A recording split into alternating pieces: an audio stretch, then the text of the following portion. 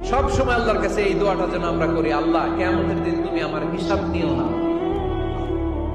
আল্লাহ তুমি আমার বিচার বসিও না, আল্লাহ তুমি দয়া করে আমারে মাফ করে দিও। আল্লাহ যার বিচার করবেন ও জাহান্নামে যাবে, আর যার বিচার করবেন না সে জান্নাতে যাবে। আল্লাহ যদি বিচার করে আর পাই টু পাই হিসাব নেয়, নামাজ পড়লি না কেন, রোজা রাখলি না কেন, মিথ্যা বললি কেন, খাদ্যে ভেজাল দিলি কেন, মাছে ফরমালিন দিলি কেন, যৌতুক খাইলি কেন, ঘুষ খাইলি কেন, উল্টাপাল্টা করলি কেন, জিনা করলি কেন, একটার পর একটা প্রশ্ন বানে যদি সেই ভয়ঙ্কর দিনে আল্লাহ আমাদেরকে জর্জরিত করে, আমাদের কোন উত্তর আছে? সেদিন আমাদের বাঁচার কোন উপায় আছে? তাই আমরা সবাই আল্লাহর কাছে দোয়া করবো, আল্লাহ কোনো বিচার টিচার মানি না, কোনো বিচার করতে পারবো না, দয়া করবা। কথা কয় না? কি করবে?